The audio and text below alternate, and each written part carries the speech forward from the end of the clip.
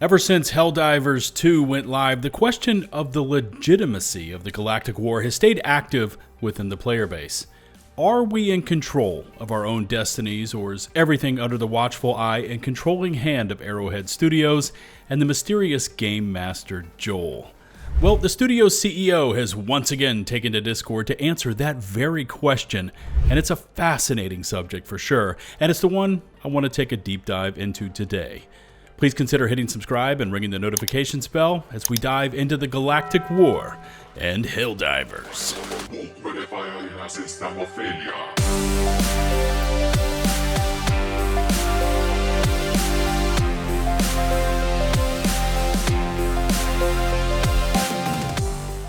The question of if the Galactic War is rigged, with the Helldivers serving as nothing more than pawns in Arrowhead's grand scheme of a live service game, is one that boils up every so often, with recent movements and player questions surfacing as planets are both won and lost. How much agency do the Helldivers have in forging their own galactic destinies, or is every W and L part of what Game Master Joel has already planned? Back in 2024, PCGamer ran an article titled, "Is This Supposed to Be Rigged? Helldivers 2 players fatigued as bugs leapfrog across supply lines like a bunch of dirty cheaters." Now, keep in mind this article is nearly a year old, so the campaign and circumstances have all changed, but the sentiment and player responses are the same now as they were back then. Yesterday, players stepped out of their cryopods to find a key sector in the war effort. 𝗔𝗍 had sprung an infestation out of nowhere. The sector has 3 planets key to the order, so, as you might have guessed, players were none too pleased. In terms of what's happening with the in-game lore, the game justifies this zag by pointing towards, quote, abnormally large spore dispersals following recent hive annihilation actions, which may have led to seeding of 𝗔𝗍 planets before the Terminids could be fully eradicated from adjacent worlds. Part of players' frustrations stems from the feeling, in part, that the bugs just aren't playing fair. A recent update finally added supply lines, keep in mind again when this article was posted, a pre-existing mechanic players had mostly figured out to the in-game map. The idea being that they could strategize, taking key locations to cut off invading forces. However, some of the worlds infested simply didn't care about these lines at all, which trashed a good amount of blood, sweat, and tears with a wave of Game Master Joel's magic wand. Quote, "Is this supposed to be rigged, and can we still win?" writes one player, sharing the trio of overtaken planets on the game's subreddit. A commenter adds, quote, "Do just unliberated 𝗙𝗲𝗃, set it to 50%, then set the decay to 3%, whilst also having it attack Fact Bay. I understood bugs ignoring supply lines during the Meridia MO, but now the bugs are doing the same, but even worse." More recently, GamesRadar just published a piece concerning if the Galactic War was scripted, titled "Helldivers 2 Community's Favorite Conspiracy Theory Shut Down" by Arrowhead CEO, who says major orders are not scripted and the devs are as clueless as players. Quote, "Our predictions are often wrong. The undemocratic divers among us have been convinced that High Command's major orders are rigged, objectives made to fail, predetermined victories, and the like. But Arrowhead Game Studios has once and for all refuted these unpatriotic conspiracy theories about Helldivers 2. In a message on the game's official Discord server, Arrowhead Game Studios CEO Shams Jorjani shuts down the popular fan theory and admits that the devs are just as clueless as the rest of us. Major orders aren't designed to be lost or won beforehand. Arrowhead kinda just takes the Galactic War where the wind blows. Quote, "Most stuff in the game, Dungeon Master Joel needs to plan for multiple outcomes, as we don't know what the heck you folks will do," Jorjani writes, putting to rest speculation that's been about since Helldivers 2 released last year. Responding to a question about the recent Hive World Major Order, which saw us lose a battle over the bug's home planet, Jorjani says that, quote, "Things are truly open-ended, or at least they are as far as he's aware." Still, Arrowhead can lightly nudge the player base in the right or wrong direction by toying with the difficulty of major orders, though that never guarantees an outcome either. Quote, "We vary the difficulty, but we never know what's going to happen," Jorjani explains. "Our predictions are often wrong."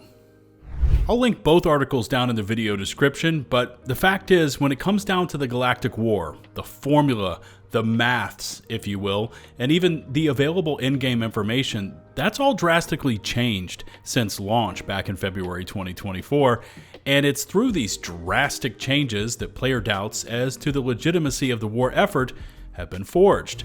Player doubts have been around ever since this game first saw the light of day, often centered around the question of what's the point or general fatigue of never making progress within the Galactic War. In the early days of Helldivers 2, progress was seen and accumulated in a slightly different method, with players needing to look no further than Operation Swift Disassembly. Back in late March 2024, High Command had intercepted bot transmissions discussing something called the Reclamation from a long-range transmission array on Troost, and over the weeks of the battles, the Helldivers pushed through Tibet, Malevelon Creek, a massive counteroffensive, and battles on 𝗛𝗲𝗹𝗶𝘀𝗲 and Dropnir. Now this is where the Helldivers first encountered the bot frontline gunships and factory strider units, and from there, the final assaults rocked the planets of Tibet, Durgan, and Maya, pushing the bots clear off the galactic map. However, within days, the automatons reappeared onto the map, overrunning the Helldiver forces and pushing back into their previous territory and dangerously close to Super Earth. I admit that's not the end of the story we expected. Apparently, Joel had some tricks up his sleeve, but the point is, back then, we were able to spread our diver forces across multiple planets and through coordination, and at the time, the in-game mechanics, make true progress.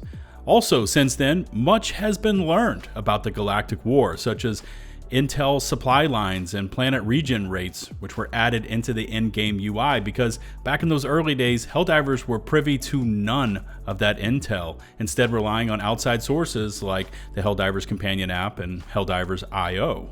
We also became aware and began to track the Galactic War modifier, a stat that is not shown in-game, but essentially this is a dynamic impact multiplier that moves in an inverse method to player counts. TLDR here is that the more players that are logged on, the less impact we have on operations, the fewer divers that are online and fighting, the more impact their actions will add up to, which is confusing, to say the least, made even more so by the point that Arrowhead and Game Master Joel can change that multiplier at a moment's notice, as confirmed by Jorjani's statement when he said they can adjust the difficulty, and that comes through the manipulation of things like the modifier, regen rates, and more.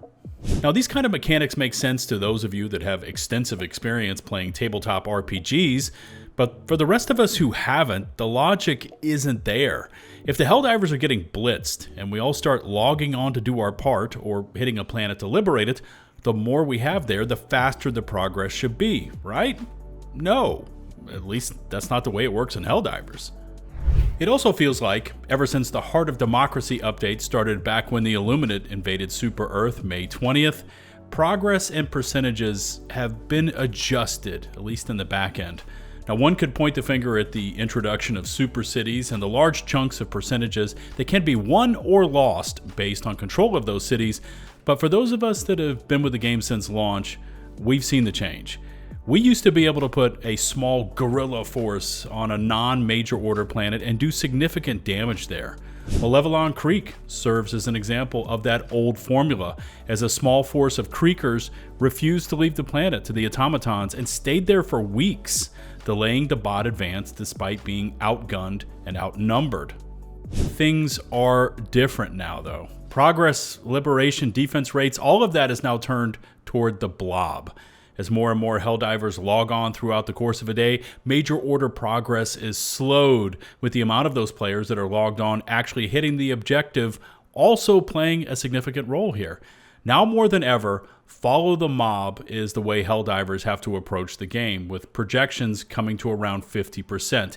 If the objective planet is seeing more than 50% of logged on players hitting that planet at the same time, progress is made. Anything below that, well, you know the outcome. That's why we can now put 30,000 divers on a planet, such as the recent alternate objective planets of 𝗲𝗏𝗃𝗃𝗃 5 or 𝗲𝗃 4, and still make zero progress there. But we've seen that there's always one way, one method to override even the toughest of tasks, that being brute force.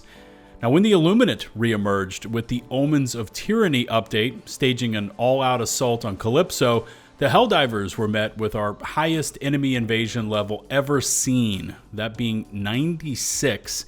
Now, on all accounts, we were not expected to win, not versus an invasion strength of 96, but by brute forcing the Galactic War modifier through putting all able-bodied divers on that planet, we simply overwhelmed the system.